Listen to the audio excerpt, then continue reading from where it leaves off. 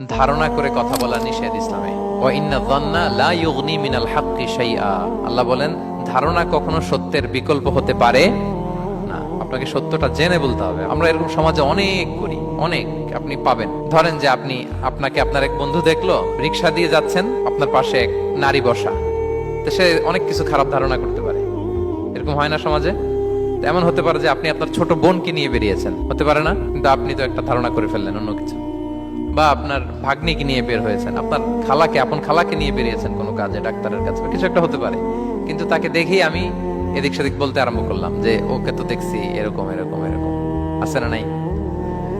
আমাদের সমাজে আমি দেখেছি যে কারো যদি ঠোঁট কালো হয় তো মানুষ ধারণা করে নেয় লোকটা মনে হয় সিগারেট খায়। কিন্তু সিগারেট সেবন করা ছাড়াও কারো ঠোঁট কালো হতে পারে কি পারে না বলেন? এগুলো সমাজে প্রচলিত। বিয়ে করার পর ইমিডিয়েট যদি কেউ একটা গাড়ি কিনে বা হুন্ডা কিনে, এটা কি বলে বলেন তো? এই বোধহয় শ্বশুর বাড়ি থেকে যৌতুক নিয়ে আসছে। দেখছেন, এরকম ভুরি ভুরি আপনি সমাজে পাবেন। আন্দাজে ধারণার উপরে আমরা অনেক কথা বলে ফেলি, কিন্তু নিশ্চিত না হয়ে আপনি কোনো কমেন্টসে যেতে পারবেন না, এটা একেবারে নিষেধ।